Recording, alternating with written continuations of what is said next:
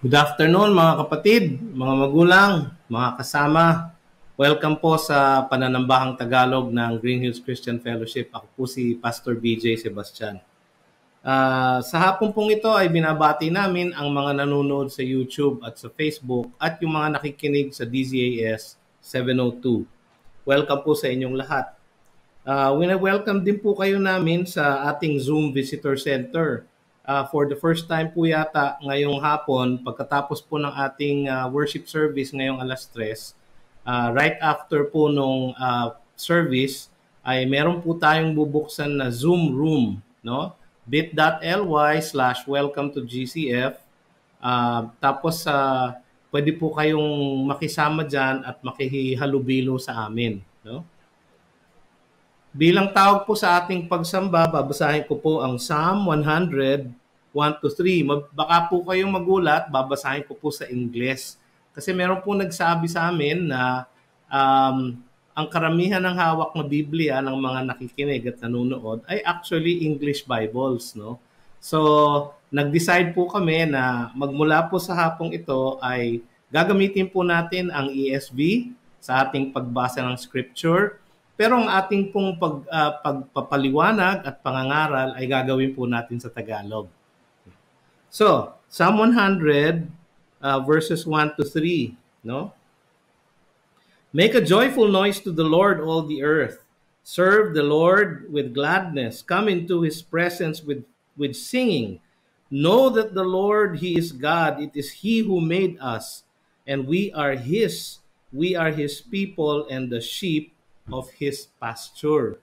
Tayo po ay saglit manalangin. Panginoon, kayo nga po ang manguna sa aming pananambahan sa hapong ito sapagkat kayo naman ang aming sinasamba. Nawa, Panginoon, ay magalak kayo sa aming pananambahan at nawa, O Diyos, ang bawat sangkap ng aming pananambahan ngayong hapon ay magluwalhati sa inyong pangalan. Ito ang aming samot dalangin sa pangalan ni Jesus. Amen.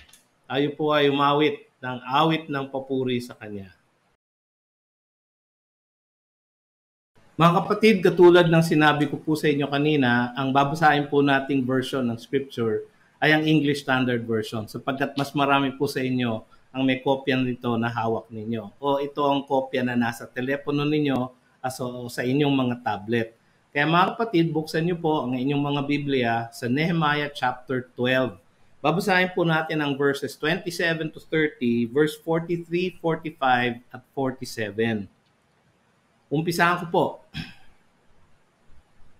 And at the dedication of the wall of Jerusalem, they sought the Levites in all their places to bring them to Jerusalem to celebrate the dedication with gladness, with thanksgivings, and with singing, with cymbals, harps, and lyres.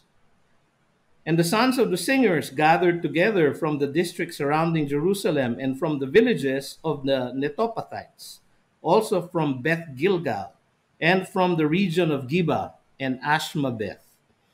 For the singers had built for themselves villages around Jerusalem, and the priests and the Levites purified themselves, and they purified the people, and the gates, and the wall.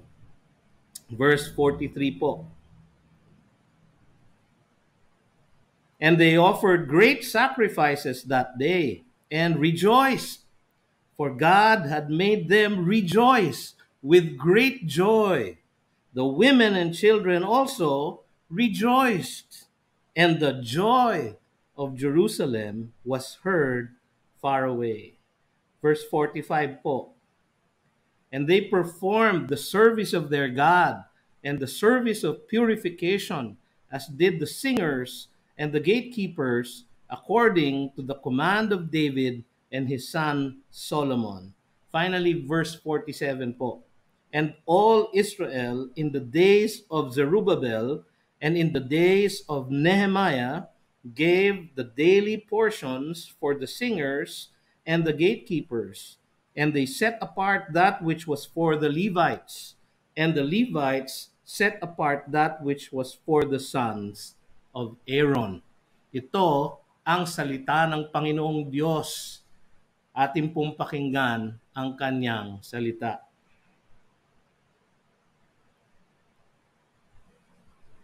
Mga kapatid, nagpapatuloy po tayo sa ating serye ng mga mensahe sa Nehemiah. Ito pong aklat ni Nehemiah.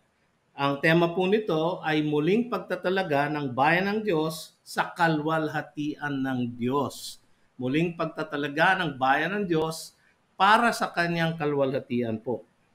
Ang titulo po ng mensahe ngayong hapon ay ang pananambahan sa pagtatalaga ng bakod ng bayan. Verses 27 to 47 po ng Nehemiah chapter 12. Bilang panimula po, nais ko lang pumbalikan sa ating pag-aaral ng Nehemiah, nakita na natin dito ang pamumuno ng Diyos sa kanyang hinirang na bayan. Sa pamamagitan ng lalaking tinawag niya na manguna sa kanila. Ang sabi ng iba, ito ay isang aklat tungkol sa leadership qualities ni Nehemiah. Tunay nga po yon. At marami nga po siyang ipinamalas na leadership qualities. Pero kung makikita niyo po sa likuran po ni Nehemiah, ang tunay na pinagmumula ng kapangyarihan at pagbabago ay ang ating makapangyarihang Diyos. Nakita natin ang panalangin at pagtawag kay Nehemiah sa chapter 1. Ang paghahanda niya sa paggawa kung paano siya lumapit sa hari at humingi ng pangangailangan niya sa Nehemiah chapter 2. Tapos nakita natin ang pagsasama-sama nila sa pagbabakod sa Nehemiah chapter 3. Paglaban nila sa kanilang mga kaaway sa Nehemiah chapters 4, 5, and 6. At ang pagtataguyod muli ng bayan sa Nehemiah chapter 7. Pagkatapos po noon ay nanguna naman ang scribe o ang tagapagturo ng batas na si Ezra. Magmula sa chapter 8 sa pangangaral ng kautusan ng Diyos. So yung revival po ng taong bayan, ang nanguna po ay si Ezra. Yung restoration po ng wall, ang nanguna naman ay si Nehemiah. So chapter 9, nakita natin ang pangungumpisal ng bayan. Pagkatapos nilang marinig ang kautusan ng Diyos, ay naantig po ang kanilang mga puso at sila po ay nangumpisal bilang isang bayan sa Diyos dahil sa kanilang mga pagkukulang sa Kanya. Pagkatapos noon ay nagkaroon ng pagtatalaga ang bayan ng Diyos sa Nehemiah chapter 10. At ang pananahan ng bayan sa lungsod ng Diyos kung paano na-repopulate ni Nehemiah ang lungsod sa Nehemiah 11 hanggang sa chapter 12 verse 26. So yun po ang summary ng ating pag-aaral hanggang sa chapter 12 verse 26. So naihanda na at naitalaga na rin ang mga tao ng bayang Israel na itinaguyod niya sa Jerusalem. So ang una pong ginawa ng Diyos ay hinanda ang mga tao. Nararapat lang na italaga muna ang taong bayan bago italaga ang bakod na kanilang tinayo.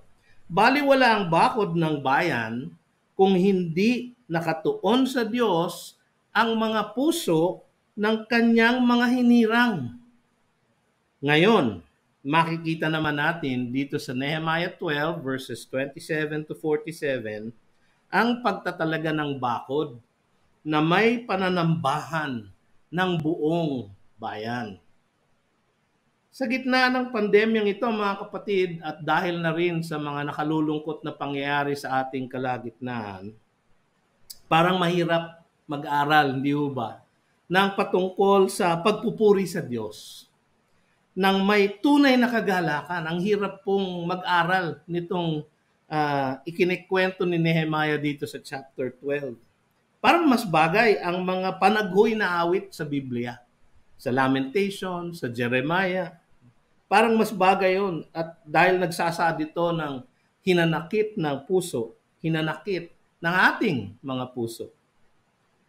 Pero mga kapatid, tandaan natin, hindi rin masaya ang sitwasyon ng Israel noong panahon ni Nehemiah. Kahit na naitayunan nila ang pader at natauhan na nila ang lungsod ng Jerusalem, at naulit na nila, na-restore na nila ang pananambahan sa templo, nandoon pa rin ang kanilang mga kaaway na karatig bansa. Nandoon pa rin ang mga nananamantala nilang kababayan sa kanilang kalagitnaan. At nandoon pa rin ang kahirapan at ang pagdurusa sa kanilang bayan. Hindi po naman masaya lagi o hindi po naman puro kasayahan lang. In fact po, ay puro kalungkutan at kahirapan at paglaban sa kaaway ang nasa kanilang kalagitnaan nung panahon na yon. Parang pareho lang po siguro natin. Ito po ang isang katotohanan na kailangan natin matutunan. No? Ang pagpupuri na may kagalakan ay hindi nakadepende sa ating sitwasyon sa buhay. Ulitin ko po, ang pagpupuri ng may kagalakan ay hindi nakadepende sa ating sitwasyon sa buhay. Babasahin ko po ang sinulat ni Pablo sa Philippians chapter 4 verses 10 to 13. Sabi po niya doon, I rejoiced in the Lord greatly. Tandaan niyo po, si Pablo po ay nasa kulungan nito. No? Sabi niya, I rejoiced in the Lord greatly, and now at length you have revived your concern for me. Sabi niya doon sa mga taga-Filipos. You were indeed concerned for me, but you had no opportunity. Dahil siya nga po ay nakakulong. Not that I am speaking of being in need, for I have learned in whatever situation I am to be content. Nakita niyo po yung halimbawa ni Pablo. I know how to be brought low, and I know how to abound. In any and every circumstance, I have learned the secret of facing plenty and hunger, abundance and need. Sabi niya, ito, favorite verse na marami. I can do all things through Him who strengthens me. Yung verse po na yon ay ginagamit sa sitwasyon na kung minsan tayo'y merong pagkukulang o paghihirap. Katulad ng sitwasyon ni Pablo noon. Pero kahit na po siya naghihirap, sabi niya, I rejoice greatly. Naggagalak po siya. Dahil siya po ay natutong maging kontento sa kahit na anong sitwasyon. Sapagkat ang pinagbabasihan ng kanyang kagalakan ay hindi ang kanyang sitwasyon, kundi ang kanyang Panginoon. Ito ay nakasandig sa kadakilaan ng Diyos at sa kanyang katapatan sa atin, kahit na sa gitna ng pagsubok. Itutuloy ko po yung Philippians chapter 4 kasi maganda po ang mga sinabi ni Pablo dito. So sabi niya sa verse 14, Yet it was kind of you to share my trouble. And you Philippians yourselves know that in the beginning of the gospel when I left Macedonia, no church entered into partnership with me in giving and receiving except you only. Even in Thessalonica, you sent me help for my needs once and again. Not that I seek the gift, but I seek the fruit that increases to your credit, yun nga pong fruit of joy, the joy of giving. I have received full payment and more. I am well supplied, sabi ni Pablo.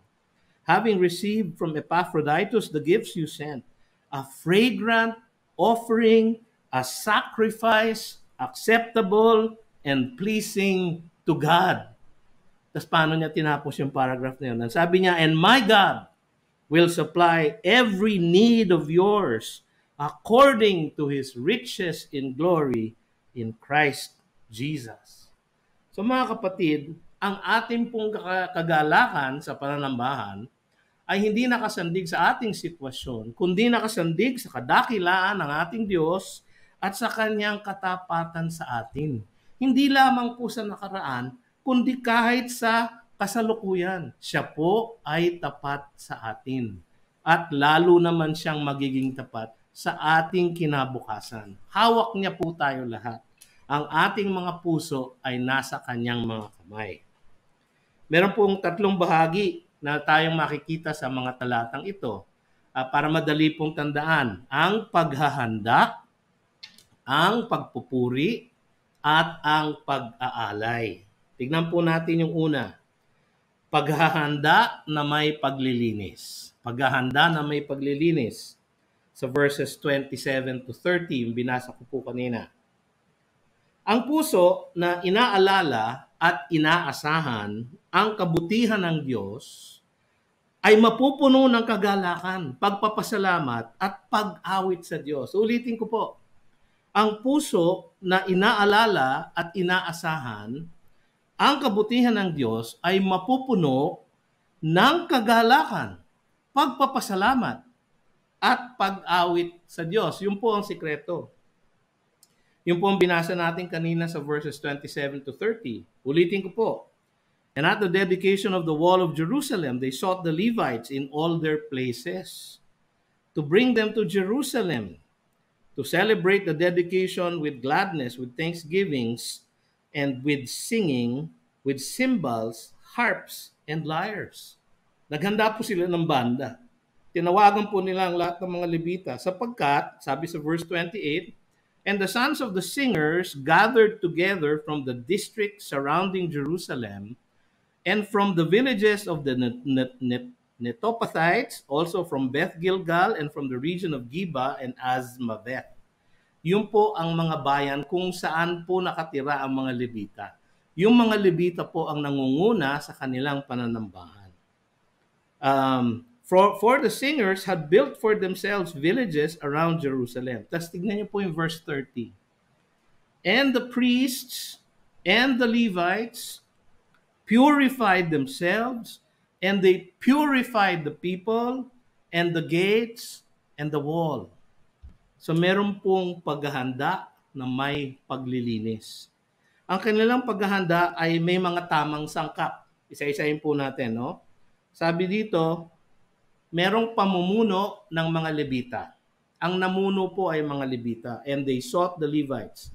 Sila ang mga itinalaga ng Diyos para pangunahan ang pananambahan ng bayang Israel. Sabi sa Deuteronomy 16:11, and you shall rejoice before the Lord your God, you and your son and your daughter, your male servant and your female servant, the Levite who is within your towns, the sojourner, the fatherless, and the widow who are among you at the place that the Lord your God will choose to make His name dwell there.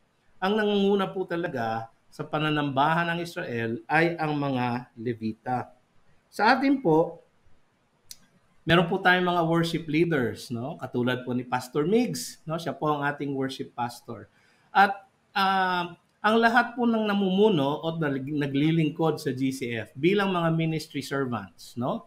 Ang ating elders, ang ating deacons, ang ating pastors, lahat po kami na naglilingkod as ministry servants ay kabilang dito sa mga namumuno ayon sa patakaran ng Panginoon.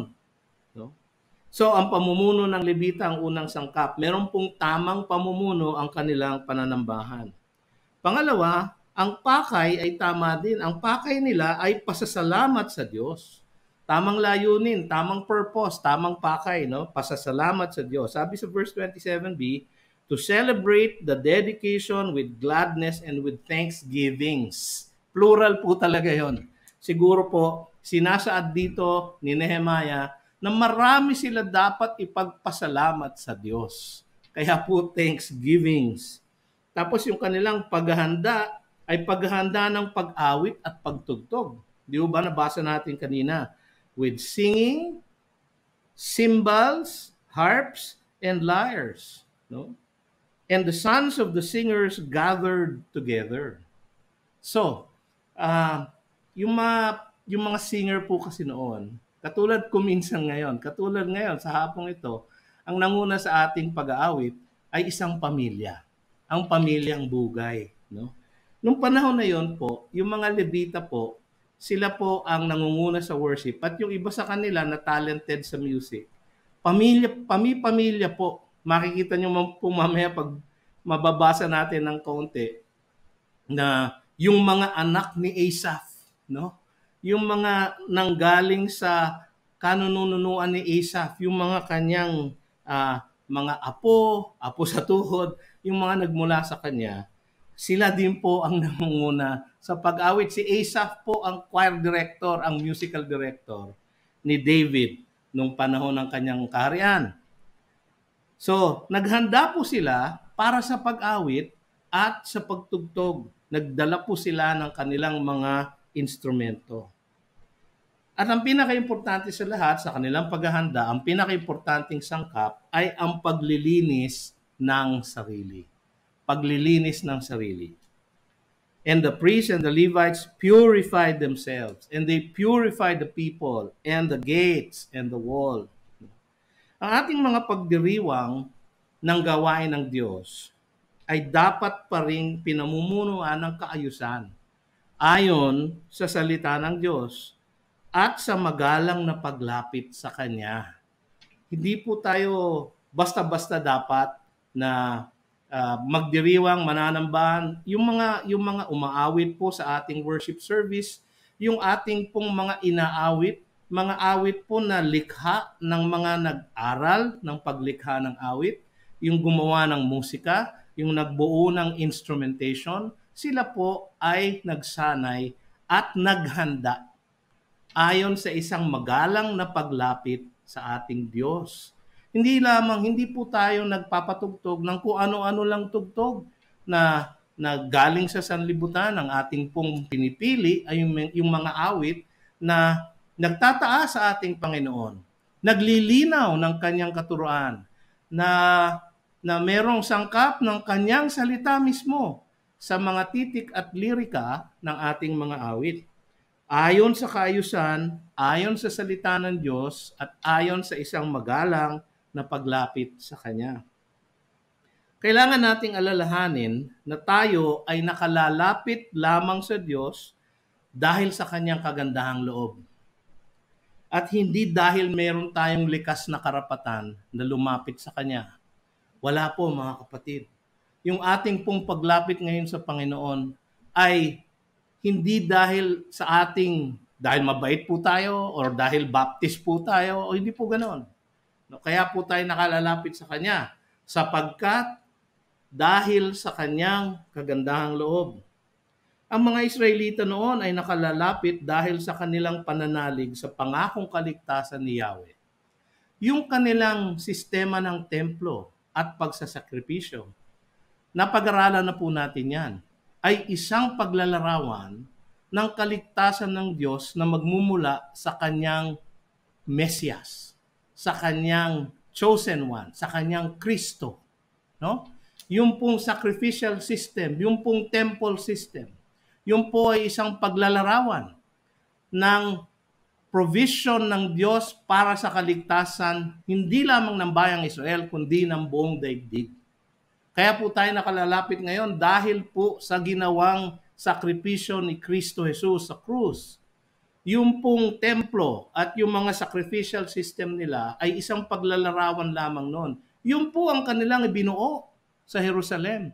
Yung bakod po ay itinayo para lamang po protektahan yung sistema ng pagsasakripisyo, sistema na ng pananambahan, at yung sistema ng templo. Yun naman din pong templong yon ay isang paglalarawan lamang ng pangako ng Diyos sa kanila na siya ang magliligtas sa kanila. Ang kaligtasan po ay hindi sa pamamagitan ng pag-aalay ng mga hayop. Sinabi po yun ng Old Testament. Ang kaligtasan po, sabi ng Panginoon, is if they circumcise their heart, sabi sa Deuteronomy.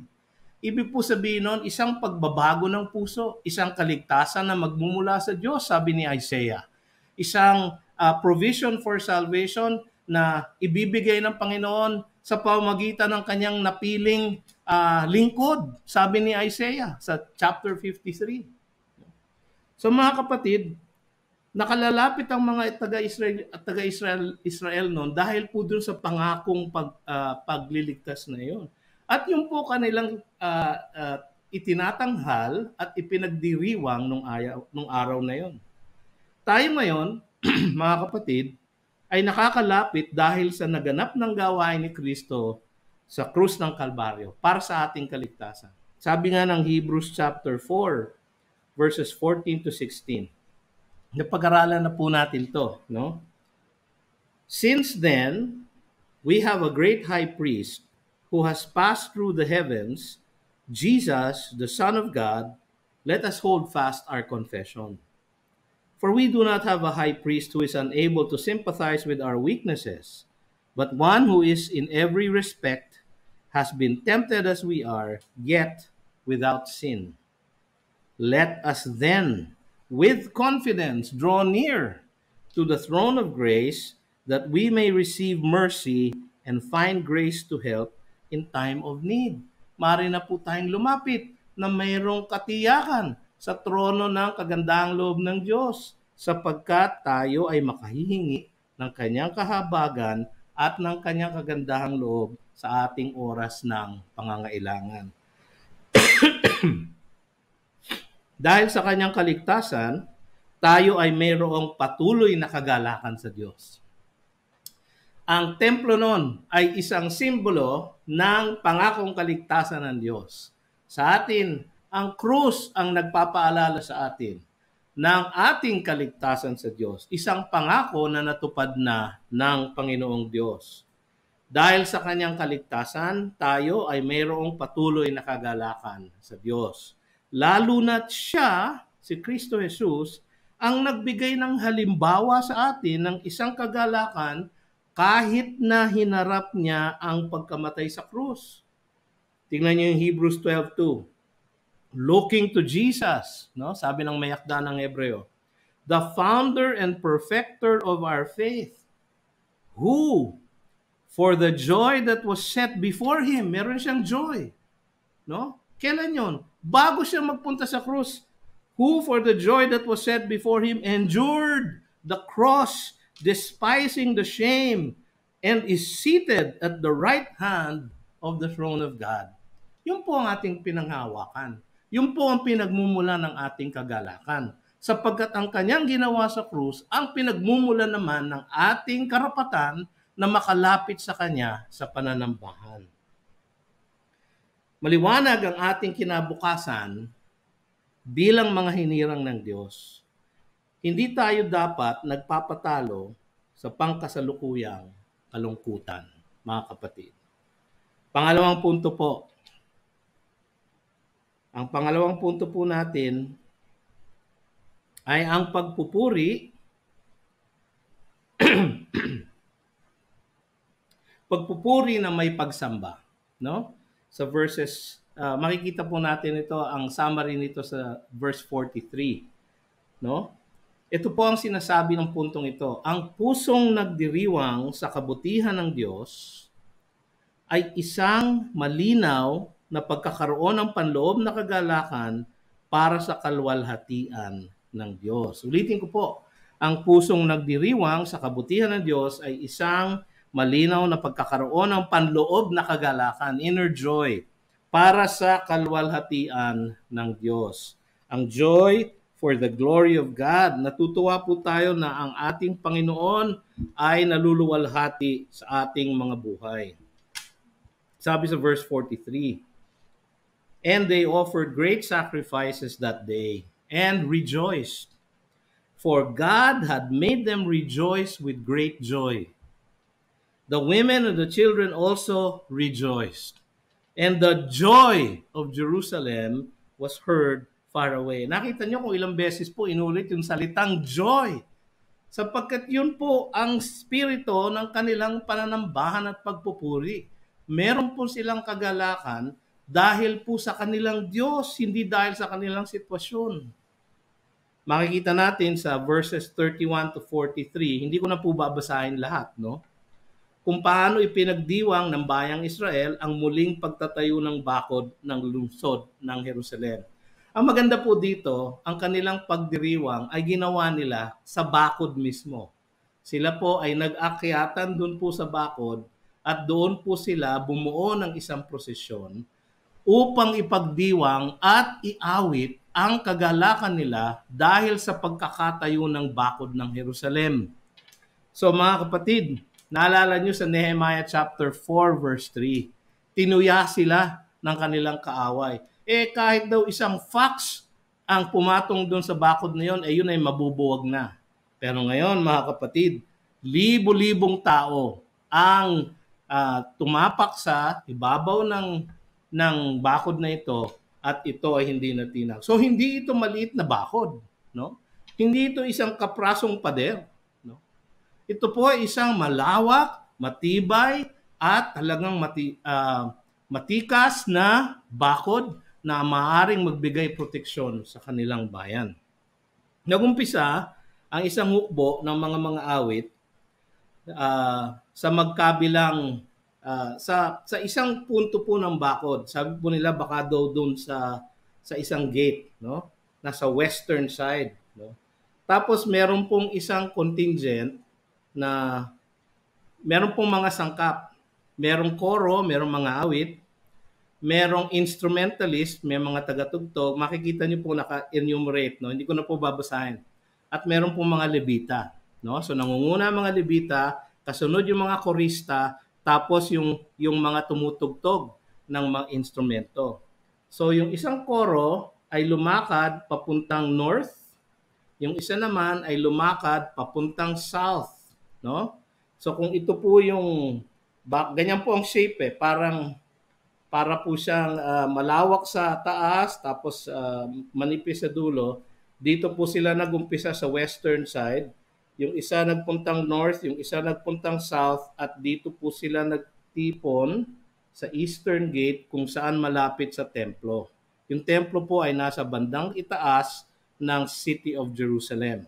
Ganun po ang kanilang prosesyon. Yung isang grupo ay pinangunahan ni Ezra. Sapagkat siya po ay isang spiritual leader, isa po siyang eskriba, isang scribe, no? At siya po ay from a priestly lineage, no? So siya po ay may karapatan na manguna ng isang grupo. Pero mapapansin niyo po, ang pangalawang grupo ay sinamahan ni Nehemiah. Hindi po niya pinangunahan, no? Siya po ay sumunod lang, no? Sabi sa verse 38, the other choir of those who gave thanks went to the north, and I followed them with half of the people on the wall. He followed them. Sumunod lang po siya. Sinamahan niya po yung contingent niya. Bakit? Dahil hindi po siya pare. So ginagawa nila lahat ang kanilang pananambahan ayon sa mga kautusan ng Diyos. Nagtagpo ang dalawang koro sa templo at doon nila idinaos ang pagdiriwang.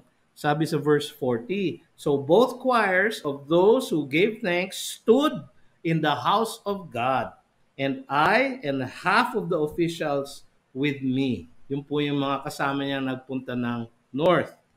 Naging madamdamin at malakas ang pag-awit ng mga awit na tiyak na puno ng pagpupuri sa Diyos. Dahil sa kanyang katapatan, dahil sa kanyang kagandaang loob sa Israel.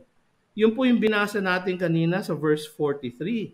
And they offered great sacrifices that day and rejoiced, for God had made them rejoice with great joy. Narinig ang pag-aawitan nila hanggang sa mga karatig na bayan. And the joy of Jerusalem was heard far away. No? Siguro po dahil yung pong structure ng templo ay nakukulob ang tunog at namamagnify niya, no? Palabas, yun sabi ng ibang komentarista. Pero mga kapatid, siguro dahil lamang po sa dami nila na umaawit at sa lakas at sa taas ng kagalakan ng lahat ng umaawit. Yung pong isang namimiss natin ngayon, hindi ba? Kasi kung tayo po ay nasa bahay, nanonood po tayo ng online service, sa pag-aawit po, minsan tayo lang umaawit o yung kasama natin na nasa bahay. At kung hindi po kayo magaling umawit at medyo sintonado, maririnig nyo po, no? Na yung pagkasintonado nyo. Pero pagka ang kasama nyo po ay daan-daang mga tao at maraming tao, ang pag-aawit ay parang gumagaling na rin kayo sa pag-awit, nadadala po kayo ng pag-awit ng inyong mga kasama. Nami-miss po natin ngayon yan dahil sa ECQ. Pero tinatanggap naman ng ating Panginoon ang ating pag-aawit at tayo naman po ay nakapananambahan kahit na tayo hiwa-hiwalay dahil sa teknolohiya na ang Diyos din naman ang nagbigay sa atin. Pero nakakamiss lang po na umawit ng marami tayo, na may kagalakan, na may maramdaming pagsasamba sa ating Panginoon. Yun po nangyari nung araw na yun. Bakit sinabi dito ni Nehemiah, for God had made them rejoice? Ano yung mga kadahilanan? Kaya niya sinabi yun. Sapagkat ang Diyos ang tumawag kay Nehemiah, hindi ho ba, upang pangunahan ang paggawa ng bakod. Nehemiah chapter 1 verses 3 to 4, nabalitaan niya na sira ang bakod, naantig ang kanyang puso, at siya ay nakatanggap ng pagtawag sa Diyos habang siya ay nananalangin. Ang Diyos ang kumilos sa puso ng Haring Artaxerxes upang pumayag siya na pondohan ang buong proyekto at ipadala si Nehemiah sa Jerusalem. Nehemiah chapter 2 verses 4 tsaka 8. Ang Diyos ang nagbigay ng pagkakaisa sa mga taong bayan para maging tapat sa pagbuo ng bakod sa harap ng maraming oposisyon. Nehemiah 6:16. And when all our enemies heard of it, all the nations around us were afraid and fell greatly in their own esteem, for they perceived that this work, yung pagtayo ng bakod, had been accomplished with the help of our God. Binigay nila ang papuri sa Diyos. Ang Diyos nga naman ang nagbigay ng pagkakaisa sa kanila, pagkakaisa ng puso upang maitaguyod nila ang bakod. Ang salita ng Diyos, mga kapatid, ang nag-udyok sa mga tao na sumunod ng may galak sa kautusan ng Diyos. Nehemiah 8:12. Ang Diyos din ang nagbigay ng pagsisisi sa kanilang mga puso upang italaga nila ang kanilang sarili sa pagsunod ng lahat ng kanyang mga kautusan. Nehemiah 9:38, Nehemiah 10:29. Nakita natin yung kanilang pangungumpisal, nakita natin ang kanilang pagtatalaga. So mga kapatid, yan ang kapararanan. That is how God had made them rejoice with great joy. Ang Panginoon po ang kumilos kasi sa kanilang kalagitnaan at nagbigay ng kakayahan sa kanila upang maitaguyod ang bakod, upang mapanumbalik ang pananambahan, upang mabuo muli ang kanilang bayan. Mga kapatid, nagagawa po yan ng Diyos. Naging tapat at mahabagi ng Diyos sa kanila at siya ang tunay na sanhi ng kanilang pagpupuri ng may kagalakan. Ganyan din dapat ang diwa ng lahat ng mga Kristiyano. Mas higit ang ating tinanggap na biyaya at kaligtasan mula sa ating Panginoon. Buksan niyo po ang Biblia niyo sa 1 Peter chapter 1. Babasahin ko po yung verses 3 to 6. Ang sabi ni Pedro dito, Blessed be the God and Father of our Lord Jesus Christ. According to His great mercy, He has caused us to be born again to a living hope through the resurrection of Jesus Christ from the dead, to an inheritance that is imperishable, undefiled, and unfading, kept in heaven for you, who by God's power, are being guarded through faith for a salvation ready to be revealed in the last time. In this you rejoice, though now for a little while, if necessary, you have been grieved by various trials. In this you rejoice. In what? You were caused to be born again through Jesus Christ. You are kept for a ready salvation, to an inheritance that is imperishable, undefiled, and unfading. In this, we rejoice. Yung po ang mga kadahilanan kung bakit tayo po ay nagagalak, kung bakit tayo ay nananambahan, kahit tayo ay nasa kalagitnaan ng pagsubok at paghihirap. Ang isang Kristiyano ay nanatatalo ng kalungkutan ay hindi nagbibigay tuwa sa ating Diyos. Hindi dahilan ang paghihirap sapagkat ito ang magbibigay lamang sa atin ng ibayong lakas sa pananampalataya at kalwalhatian sa ating Panginoon. Tutuloy ko po yung binasa ko sa 1 Peter. So that the tested genuineness of your faith, more precious than gold that perishes through it, though it is tested by fire, may be found to result in praise and glory and honor at the revelation of Jesus Christ. Yun po ang ating layunin, na magbigyan ng praise and glory and honor ang ating Panginoon sa kanyang pagdating muli, sa ating pagsama sa kanya, sa kanyang kalangitan. Siya ay mabibigyan ng kalwalhatian dahil nagawa niya po tayong katulad niya. Paano? Sa pamamagitan ng mga pagsubok at paghihirap natin. So mga kapatid, natural lang po siguro na tayo ay malungkot, na tayo ay magulumihanan, na tayo ay ma-depress, na tayo ay manghina, no? Marami po sa atin ngayon ganyan ang nararanasan, di ba? Marami po tayong mga kapatid na nauna na, no? Tinawag na ng Panginoon, tapos na ang kanilang paglilingkod dito at kinuha na sila ng Diyos. Ang sabi nung iba, gone too soon, no? Kinuha ng masyadong maaga. Sa atin pa po lamang perspektibo 'yon. They are gone too soon from our perspective only. Ngunit sa Panginoon, wala pong too soon. Tayo po ay kukunin niya sa takdang panahon, sa tamang panahon. Hindi maaga, hindi huli, kundi sa tamang panahon.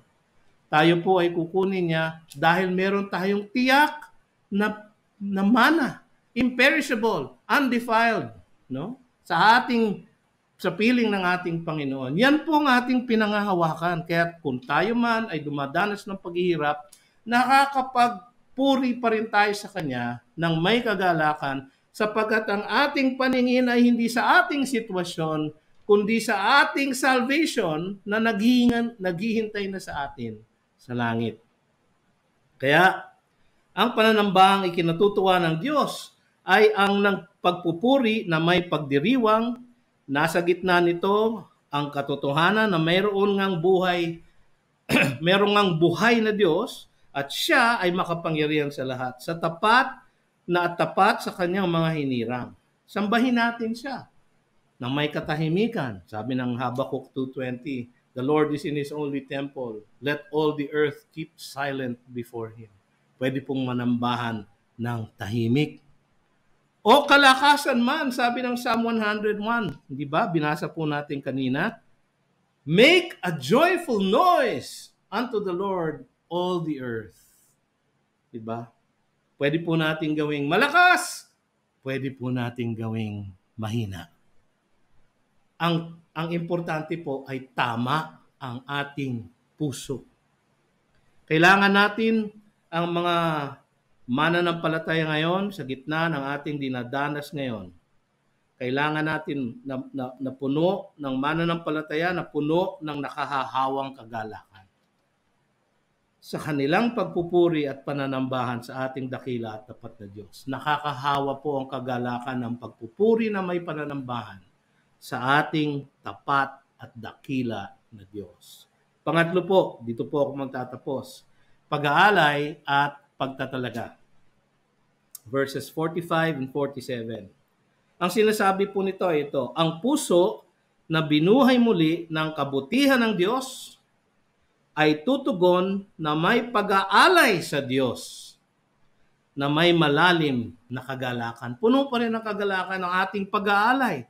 So ang ating paghahanda, ang ating pananambahan, pagpupuri, at ang ating pag-aalay ay lahat may malalim na kagalakan.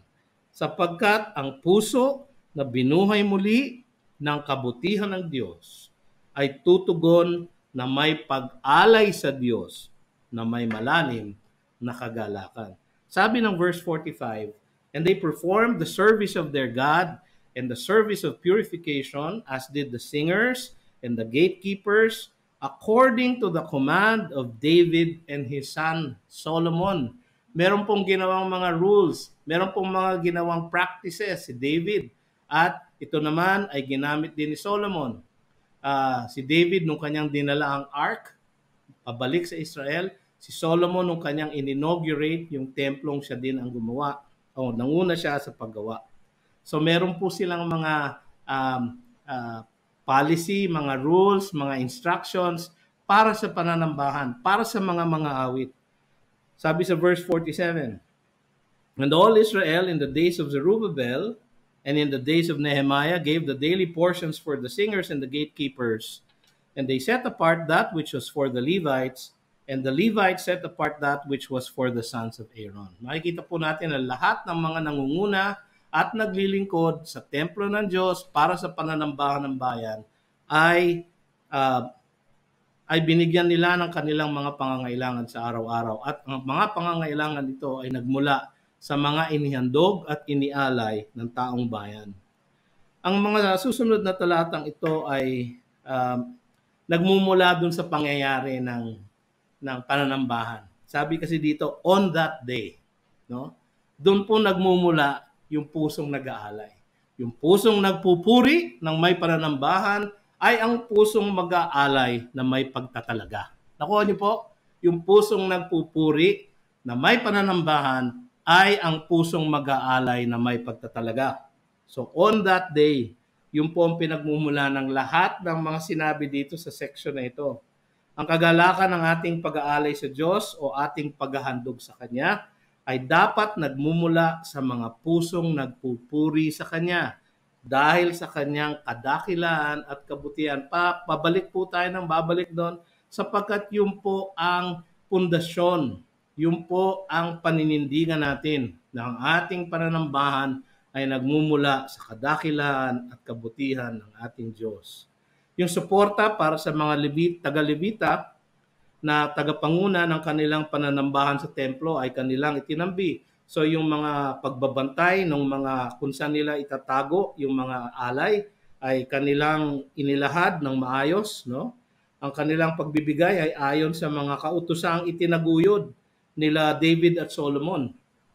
Sa 1 Chronicles 25, sa 1 Chronicles 29, makikita po natin yung mga alituntunin ni David at ni Solomon kung saan ihahatid yung mga alay ng mga tao, kung saan itatago, sino ang magtatago, sino ang magbabantay. Lahat po yan ay ginagawa nila para maayos ang pag-aalay at paghahandog ng mga tao. Pero merong kagalakan ang kanilang pagbibigay sa gawain ng Diyos dahil may kagalakan sa kanilang pagsamba sa Kanya. Sabi sa verse 47, and all Israel in the days of Zerubbabel, in the days of Nehemiah, gave the daily portions for the singers, gatekeepers, Levites. So naging tapat sila na suportahan yung mga naglilingkod sa templo. Madaling bitawan ang ating mga tinatangkilik sa Diyos kung ang ating puso ay puno ng kagalakan niya. Madali pong bitawan. Yung iba kasi sabi, parang ang hirap na magbigay ng may kagalakan. Lalo na ngayon, naghihirap pa marami. Ang hirap po bitawan yung pera o yung kakaunting ating tinatangkilik. Dahil nga yung iba walang trabaho, yung iba nagsara ang negosyo, hindi po makakilos ng mabuti ang ekonomiya dahil sa ECQ.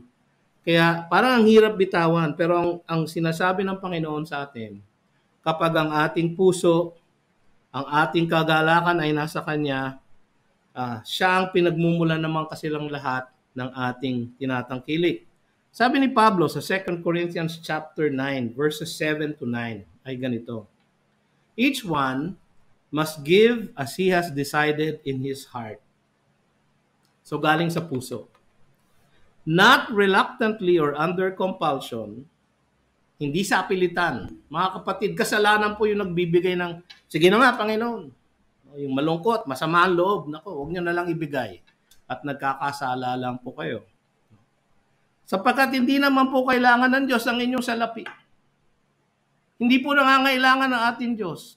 Kaya niya ipinahihintulot na tayo magbigay sa Kanya upang tayo ang mabless. Upang tayo ay magkaroon ng kaparaanan na i-express ang ating kagalakan, ang ating pagpapasalamat sa Kanya. At akala nyo ba yung inyong pera ay inyo? Galing din naman ho yan sa Panginoon. Hindi, Pastor, pinaghirapan ko ito. Hindi ho.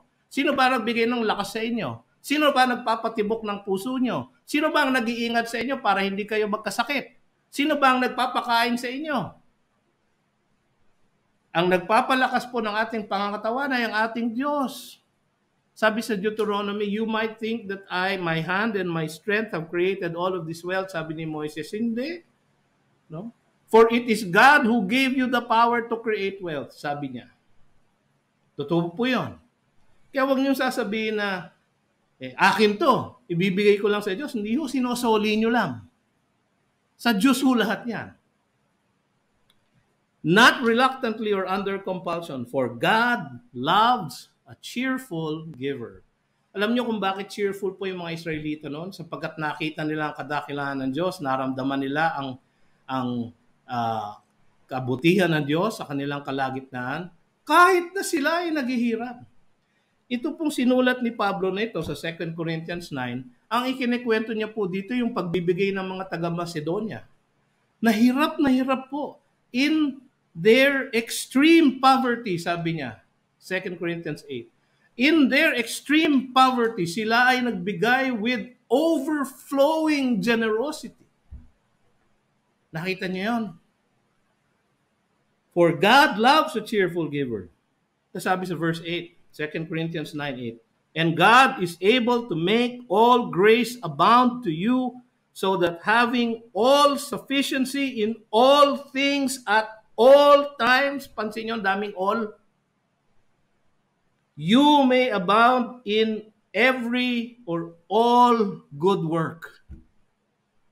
Kaya siya po kapag kayo nagbibigay sa Panginoon, hindi niya lang po sosoli yun. Aapaw po ang pagsoli sa inyo.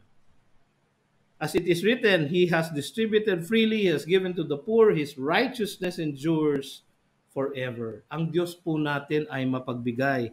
Ang Diyos po natin ay mag-aalaga sa atin. Hindi tayo makapag-aalay ng may pagtatalaga sa Kanya kung hindi pa natin ibinibigay ang ating mga sarili sa Kanya. Ang ating mga kaloob ay hindi maaaring kapalit ng ating mga puso.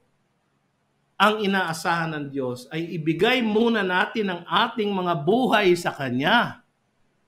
Tsaka tayo makapagbibigay ng may pag-aalay at pagtatalaga sa Kanya. 2 Corinthians 8:5. And this, not as we expected, sabi ni Paul, yung mga taga-Macedonia na nagbigay kahit sila hirap na hirap, but they gave themselves first to the Lord, and then by the will of God to us. They gave themselves first. Sa ating pagwawakas, mga kapatid, nais ko lamang pong sabihin ito. Nawa ang karanasan na ito ng bayang Israel at ang kanilang pananambahan sa pagtatalaga ng bakod ng bayan ay maghikayat sa ating lahat sa gitna ng pandemyang ito na ating pinagdadaanan. Ang mga pusong inaalala at inaasahan ang matapat na kabutihan ng Diyos ay laging mapupuno ng pagpupuring may kagalakan sa Kanya at ng pag-aalay na may pagtatalaga. Ito ang pinagmumula ng diwa na may pagpapasalamat, pagpupuri at kagalakan kahit na ano pa ang ating karanasan sa buhay. Nawa, ito ay mapasa atin lahat na tumatanggap ng Kanyang dakila at kagilagilalas na pagliligtas. Tayo po ay manalangin. Panginoon, maraming pong salamat sa inyong mensahe sa amin ngayong hapong ito. Nawa ito ay tunay nga na tumimo sa aming puso't isipan upang aming laging maalala na hindi kayo malayo sa amin, na kami ay inyong hinahawakan sa tuwi-tuwi na kahit kami nagdadaan sa paghihirap, sa pandemya, kayo ay laging nasa piling namin at hindi nyo kami pababayaan o iiwanan man. Panginoon, maraming salamat sa inyong kabutihan, sa inyong kagandahang loob, sa inyong kahabagan, na kami ng mga makasalanan, O Diyos, ay naisip mong iligtas, bigyan ng buhay na walang hanggan, bigyan ng pananampalatayang nakapagliligtas, at itiyak sa amin, Panginoon, ang aming kahihinatnan pagkatapos ng buhay na ito. Salamat sa lahat ng ito at nawa, Panginoon, ang aming pagtugon sa inyong kagandahang loob ay ang patuloy na paglilinis, patuloy na pananambahan at patuloy na pagtatalaga ng aming sarili at ng lahat ng aming tinatangkilik para sa inyo. Ito ang aming samot dalangin sa pangalan ni Jesus. Amen.